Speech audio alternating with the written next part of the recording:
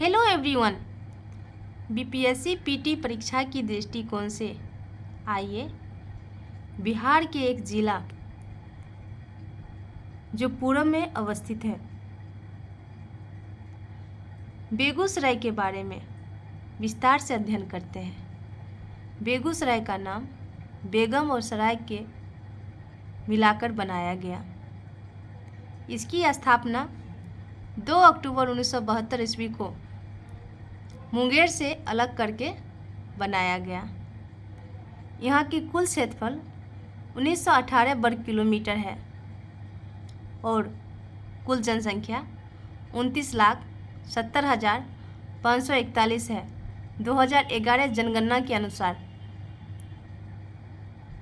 जनसंख्या घनत्व 1549 व्यक्ति प्रति वर्ग किलोमीटर है।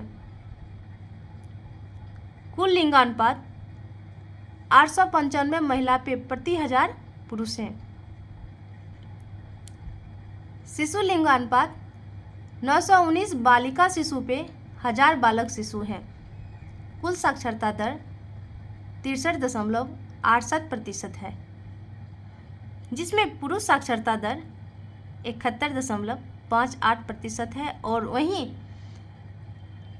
महिला साक्षरता दर 55.21% है। महिला तो हमेशा हर जिला में पुरुष से कम ही साक्षर रही हैं। यहाँ की नगरीकरण 19.18% है। यहाँ की प्रमुख नदियाँ गंगा, कमला, बूढ़ी गंडक हैं। मिट्टी यहाँ की जलोढ़ है। प्रमुख धार्मिक स्थल नौलखा मंदिर, जयमंगलागढ़। नौलखा मंदिर को वर्ष 1953 में संत महावीर दास द्वारा बनाया गया था।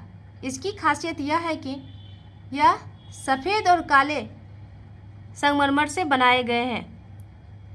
इस मंदिर में भगवान राम, लक्ष्मण और माँ जानकी का मूर्ति है।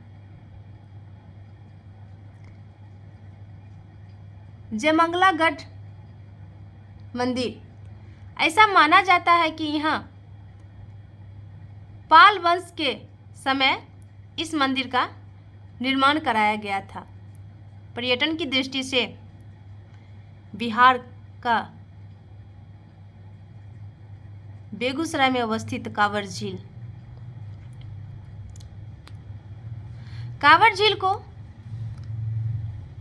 वर्ष 1989 में पश्चिम बिहार का दर्जा दिया गया। इसका निर्माण बूढ़ी गंडक के विसर्ग से होती है। इसे अवशिष्ट ऑक्सबो झील भी कहा जाता है। यह बिहार का पहला पश्चिम बिहार है। इसे 2020 में रामसर साइट घोषित किया गया। यह भारत का 39वां रामसर साइट है। भारत में कुल 75 रामसर साइट हैं।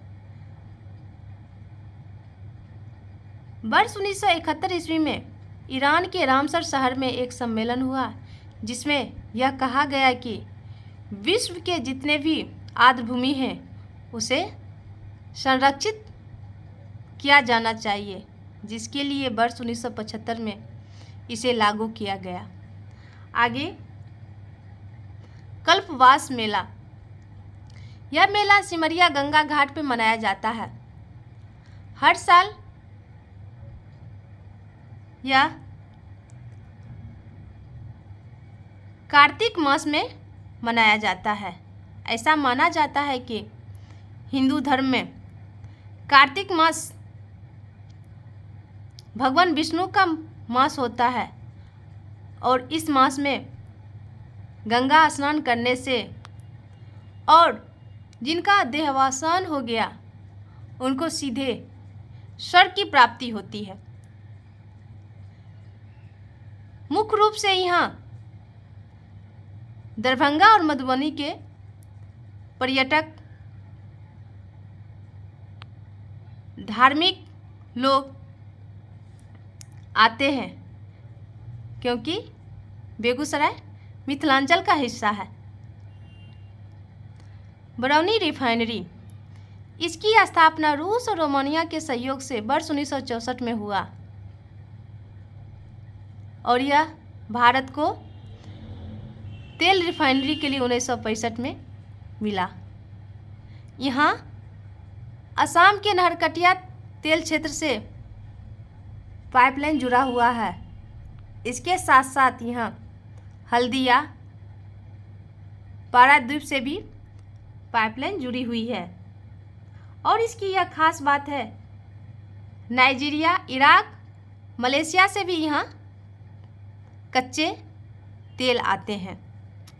रासायनिक उद्योग, हिंदुस्तान खाद्य उद्योग जो नाइट्रोजन उर्वरक है, यहाँ कच्चे माल के रूप में नेफ्ता और जिप्सम को प्रयोग करके अमोनिया सल्फेट और सुपर फॉस्फेट बनाया जाता है।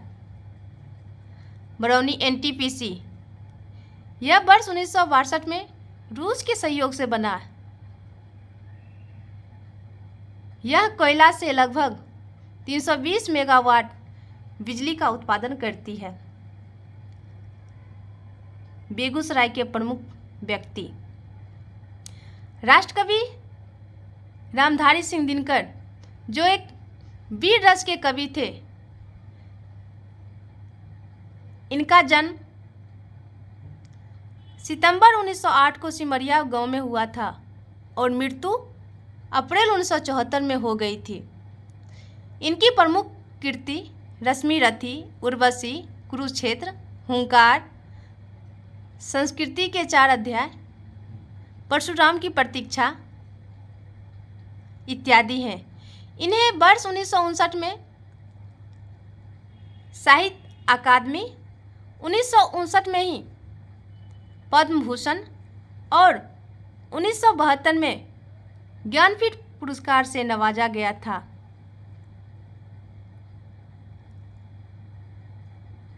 हर हिंदू और हिंदी साहित्य वालों को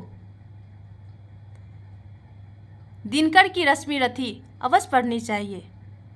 रश्मि रथी में महाभारत के बारे में उन्होंने विस्तार से वर्णन किया है, जिसमें पांडव का संदेश जब भगवान श्री कृष्ण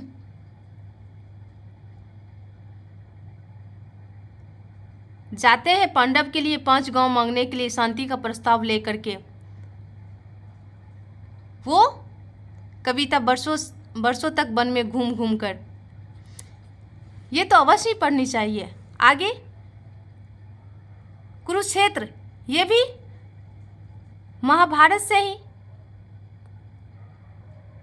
रिलेटेड है। जब पांडव और कौरव में कुरुक्षेत्र में युद्ध होती है, ये भी अवश्य पढ़नी चाहिए। हुंकार, अभी चुनाव का माहौल है और लोकसभा की चुनाव हो रही है। उनका एक कविता हमेशा जब जब चुनाव हुई देश में, तो सिंहासन खाली करो की जनता आती है, इसी शीर्षक से वो कविता आती है। परशुराम की प्रतीक्षा, ये भी आप लोगों को समय मिले तो पढ़ें।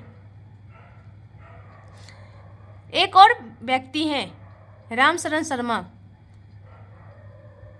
जितने भी एस्पिरेंट या इतिहास के विद्यार्थी रहे हैं, वो प्राचीन भारत अवश्य पढ़े होंगे। रामशरण शर्मा का जन्म 26 नवंबर 1919 को बेगूसराय के बरौनी में हुआ था और मृत्यु 2011 में हुआ। उनकी एक बुक प्राचीन भारत की इतिहास है, जो लोग हमेशा एग्ज़ाम के लिए पढ़ते हैं।